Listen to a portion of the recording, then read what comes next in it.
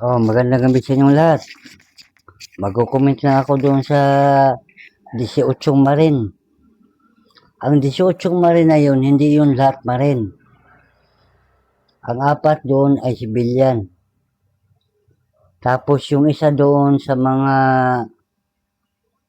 Marin kuno ay Hawi Buwis ni Sara Duterte. Ngayon doon sa abogado ni Sara, galit na galit sila na pag kulong doon sa NBI o kaya imbestigahan sila, dapat magsama-sama daw. Hindi pwede yung ipaghiwalay-hiwalay. Ito naman sasabihin ko. Comment ko lang ha. Halimbawa, namamasada ka ng kolorom na van. Na checkpoint ka sa Bicol. Sa LTO. Ang gagawin ng LTO, pababain lahat ng pasahero. Pagbaba lahat ng pasahero, kausapin isa-isa. Kung ang sagot nila parehas o magkaiba. Kung legal ba o illegal yung ban na yun. Ngayon, kausapin ng LTO yung pasahero. O ano pangalan ng driver. Pagkatapos ng isa, tawagin yung isa. O ano pangalan ng driver. Kasi siyempre, ako, driver ako, sasabihin ko, hindi, mga kamag-anak ko yan. O sige, para malaman ng LTO na totoong kamag-anak, ihiwalay-hiwalay sila. Ngayon, interviewin isa-isa.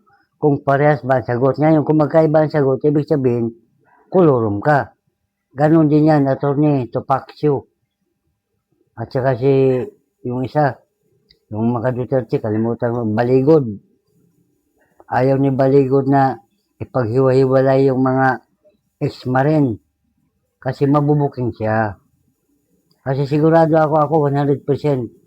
Pag yan ipaghiwalay-hiwalay, pag tinanong sa NBI isa-isa, magkakaiba ang sagot yan. Sigurado ako dyan.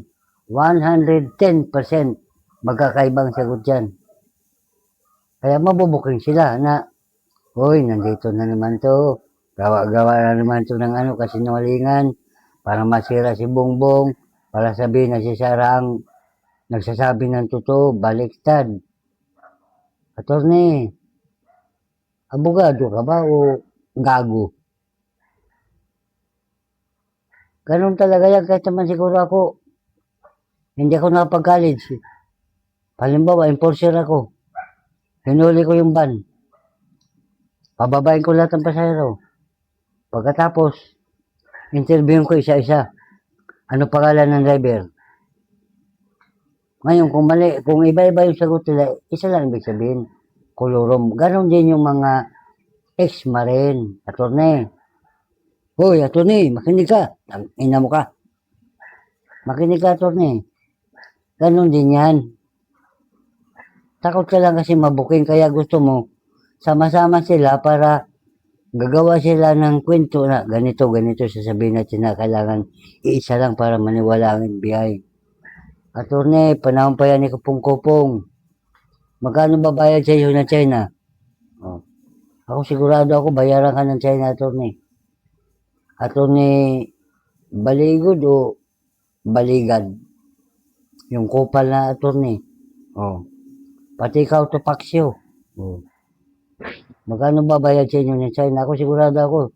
Kasi hindi kayo pwedeng magtatanggol ng isang tao na walang bayad na libre. Abogado kayo eh. Gumastos kayo sa pag-aaral niyo ng 1,000, 100,000, 1,000,000 para matapos na kayo sa pag-aaral niyo bilang abogado. Tapos sasabihin niyo na libre. Nako, ikwento niyo sa Pagong. Baka yung Pagong maniwala pa eh. Huwag sa amin, huwag niyo kaming bobo. Hindi kami bobo, attorney. Ganon yan. Sa NBI. Dapat pumayag ka, huwag kang puro angal ng angal eh. Reklamo ka ng reklamo eh. Isa ka palang kupal eh. Tangina mo ka eh. Isa kang abogado na bayaran eh. Sabagay, ang abogado, hindi ka mag-abogado na walang bayad. Tama naman yun. Kasi kahit naman ako, mag-aaral ako ng abogado. Gumastos ako ng halos 1,000,000 para matapos ako sa pagka-abogado ko. Siyempre, pag may kliyente ako, dapat magbayad ka. Hindi pwede sabihin libre. Wala namang maniwala na sabihin libre. Tangina yan.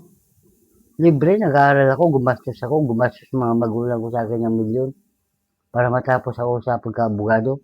Tapos libre yung serbisyo ko. Walang maniwala dyan. Maaari kung ano ka, bilyonaryo, anak ka ng bilyonaryo, nag-aaral ka, nagtapos ka, tapos yung puso mo para sa tulong sa mga tao. Pero yun, mga ex-marino, yung iba nga dyan, may mga kaso pa. Tanginang yan, attorney yan.